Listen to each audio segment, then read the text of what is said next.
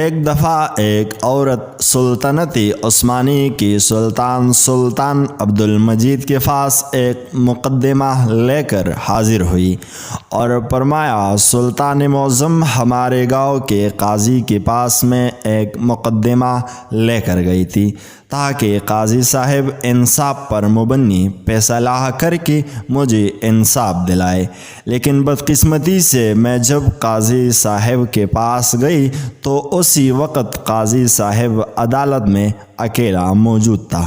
قاضی صاحب میرے حسن کو دیکھ کر پاگل ہو گیا اور اس نے مجھے بدکاری کی دعوت دی۔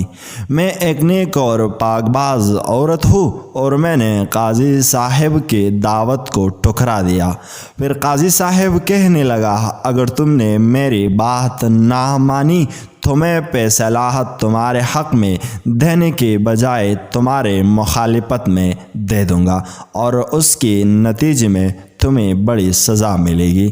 سلطان عبد المجید نے اس عورت سے پوچھا، پہلے یہ بتاؤ تمہارا مقدمہ کیا تھا اور تم قاضی صاحب کے پاس کیا مقدمہ لے کر گئی تھی؟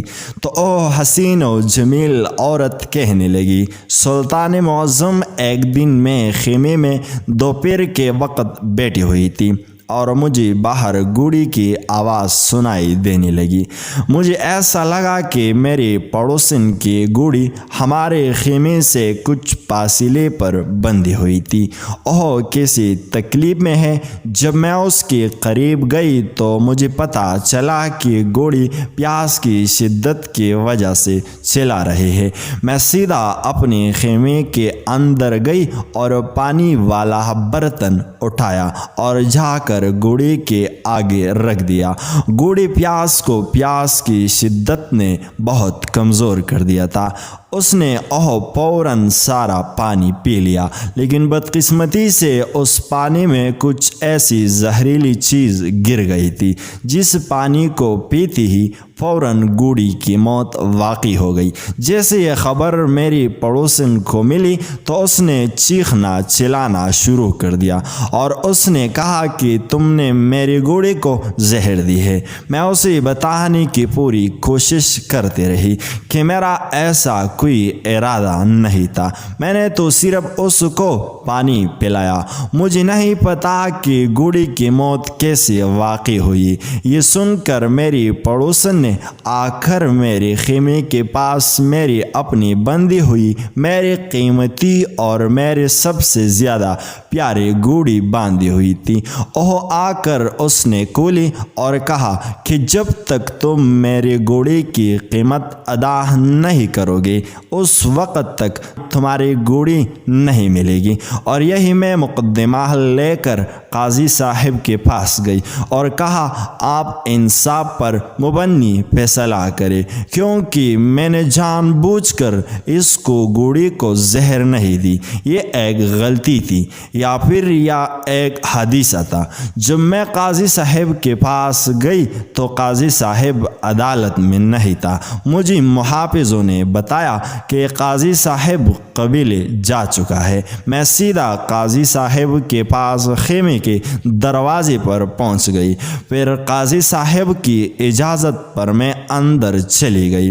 میں نے قاضی صاحب کو اپنی بات تفصیل سے بتائی، لیکن قاضی صاحب مجھے دیکھ کر میرے حسن کا دلعاد ہو چکا تھا اور میرے جسم کو الجھائی نظروں سے دیکھنے لگا۔ پھر قاضی صاحب نے کہا، اگر تم میرے ساتھ بستر پر کچھ وقت گزارو تو میں تیری ہی حق میں فیصلہ دے دوں گا۔ جب میں نے اس کی دعوت قبول نہیں کی تو اس نے خیمے کے دروازہ بند کر کے مجھے رسیوں سے باندھ کر اور میری منہ پر کپڑا باندھ کر میرے ساتھ زبردستی زنا کیا۔ جب میں خیمے سے باہر نکلی اور چلانے لگی کہ قاضی صاحب نے میرے ساتھ زیادتی کی ہے تو الٹا اس کی سپاہیوں نے مجھے دھکے دے کر وہاں سے نکال دیا۔ میرے پاس انصاف لینے کے علاوہ اور کوئی چارہ نہیں تھا، اس لیے میں بڑی مشکلوں سے آپ کے سامنے حاضر ہوئی ہوں۔ یہ سن کر سلطان عبد المجید نے کہا کہ تیری بات بالکل درست ہے، لیکن تمہیں اپنا فیصلہ کسی شہر کے قاضی کے پاس لے کر جانا چاہیے تھا، نہ کہ ایک سلطان کے پاس۔ میرے پاس اتنا وقت نہیں کہ میں آپ کے مقدمے کو حل کر سکوں، لہٰذا میں قاضی کو پیغام بھجوا دیتا ہوں کہ وہ انصاف پر مبنی فیصلہ کرے۔ یہ سن کر وہ عورت گڑ گڑانے لگی اور کہا، قاضی صاحب کبھی چور چور کو پکڑتا ہے، کبھی مجرم مجرم کو پکڑتا ہے۔ یہ سن کر سلطان نے کہا، نہیں۔ تو پھر وہ عورت کہنے لگی، سلطان معظم، اب آپ ہی بتائیں کہ ایک قاضی دوسرے قاضی کی مخالفت میں کوئی فیصلہ دے گا اور دوسری طرف ایک عام عورت۔ یہ سن کر سلطان معظم نے فرمایا کہ اگر ایسی بات ہے تو میں خود ہی تمہارا فیصلہ کر دیتا ہوں۔ دوستو، یہاں آپ کو سلطنت عثمانی کے عظیم سلطان کے بارے میں بتاتے چلو۔ آپ سلطان عثمانی کے 30ویں سلطان تھے، جنہوں نے 2 جولائی 1839 کو اپنے والد محمود ثانی کی جگہ تخت سلطانی سنبھالا۔ ان کے دوری حکمرانی قوم پرستوں کی تحریکوں کے آغاز کا زمانہ تھا۔ سلطان نے عثمانیت کے فروغ کے ذریعے قوم پرستی کو روکنے کی ناکام کوشش کی، حالانکہ انہوں نے نئے قوانین اور اصلاحات کے ذریعے غیر مسلم اور غیر ترک اقوام کو عثمانی معاشرے میں ضم کرنے کی بھرپور سعی کی۔ انہوں نے مغربی یورپ کی اہم سیاسی قوتوں پر برطانیہ اور فرانس کے ساتھ قریبی تعلقات استور کی اور انہی اتحادیوں کے ذریعے روس کے خلاف جنگ کریمہ لڑی۔ 30 مارچ 1856 کو معاہدہ پیرس کے ذریعے سلطنت عثمانی کو یورپی اقوام کا باقاعدہ حصہ قرار دیا گیا۔ عبد المجید کی سب سے بڑی کامیابی تنظیمات کا اعلان اور نفاذ تھا، جس کا آغاز ان کے والد محمود ثانی نے کیا تھا۔ اسی طرح 1839 سے ترکی میں جدیدیت کا آغاز ہو گیا۔ اب اپنے موضوع کی طرف لوٹتے ہیں۔ سلطان عبد المجید کی حکم پر قاضی صاحب کو بلایا گیا اور چند ہی لمحوں کے بعد قاضی صاحب سلطان کے سامنے حاضر ہو گیا۔ سلطان عبد المجید قاضی صاحب سے مخاطب ہوا اور کہا، یہ عورت سچ کہہ رہی ہے، کیا تم نے اس کے ساتھ بدکاری کی ہے؟ یہ سن کر قاضی صاحب فرمانے لگا، نہیں سلطان معظم، میں نے اس عورت کو ہاتھ تک بھی نہیں لگایا۔ پھر سلطان نے کہا، ایسی کیا وجہ کہ تمہارے ساتھ اتنی سخت الفاظ کیوں بول رہی ہے؟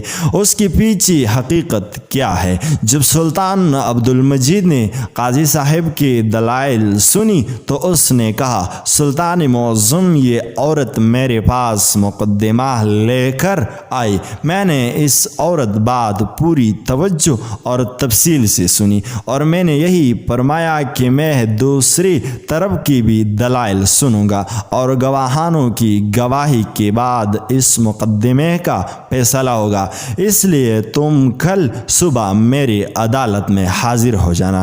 یہ سنتی ہی اس عورت کی تیور بدلنے لگی اور اس نے کہا کہ تم نے اگر میرے حق میں فیصلہ نہ کیا تو میں تمہیں بدنام کر ڈالوں گا۔ حتیٰ کہ اپنے حق میں فیصلہ دلوانے کے لیے اس نے مجھے اپنی جسم کی بھی پیشکش کی۔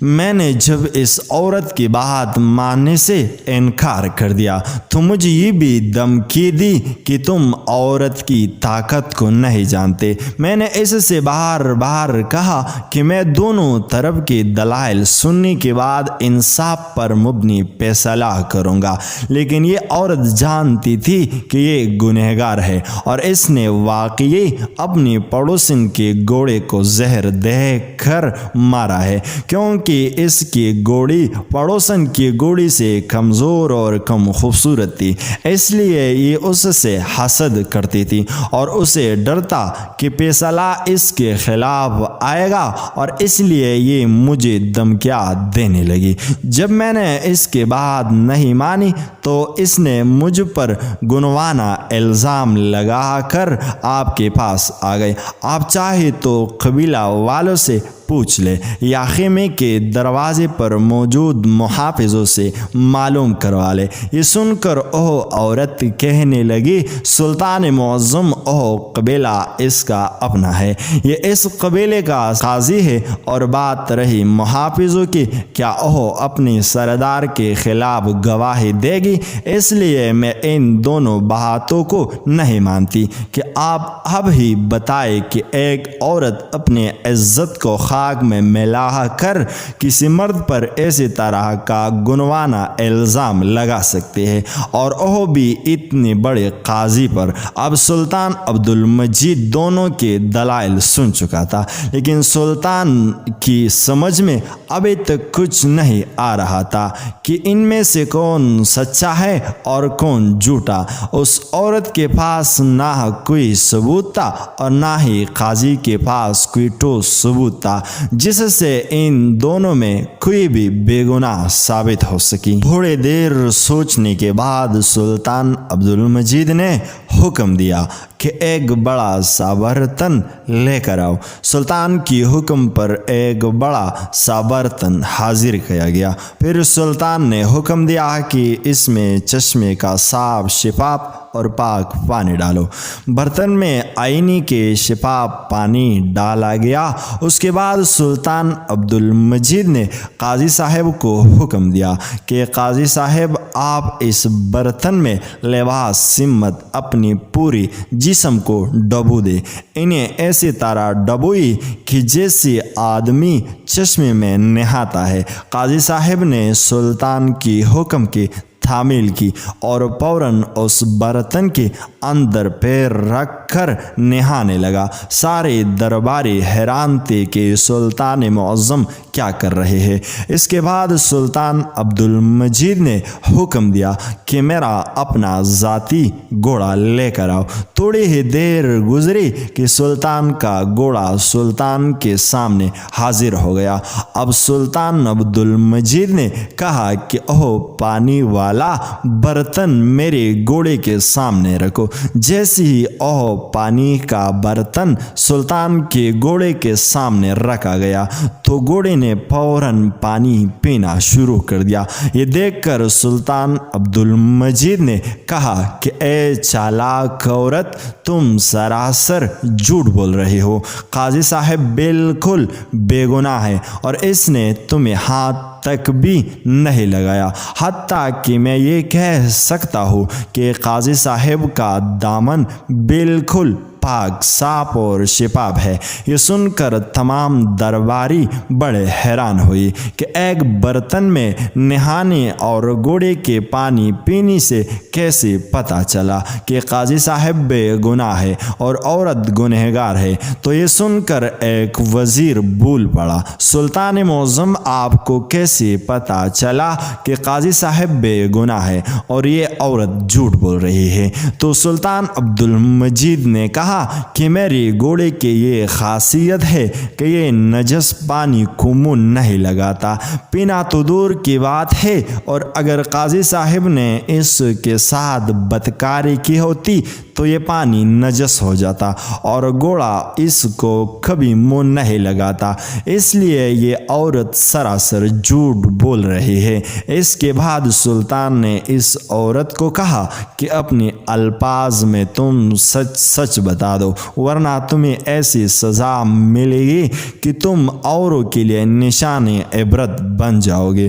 جب عورت کے پاس اور کوئی چارہ نہ رہا تو اس نے سلطان عبد المجید اور تمام درباریوں کے سامنے اپنی گناہ کا اقرار کر لیا اور بتایا کہ جیسے قاضی صاحب نے کہا تھا ویسا ہی بات ہے۔ میں نے وہی اپنے پڑوسی کی گھوڑے کو زہر دے کر مارا ہے اور اس سزا سے بچنے کے لیے میں نے قاضی صاحب پر یہ الزام لگایا۔ اس کے بعد سلطان عبد المجید نے فیصلہ سنایا کہ گھوڑے کے قتل کے عوض تمہیں گھوڑے کا جرمانہ ادا کرنا ہوگا اور ایک معزز اور ایک نیک ایماندار قاضی پر گنوانہ الزام لگانے کی جرم میں تمہیں 1 سال کے لیے زندان میں ڈال دیا جاتا ہے۔ اگر ویڈیو اچھی لگی ہے تو ہمارے چینل کو سبسکرائب کیجیے۔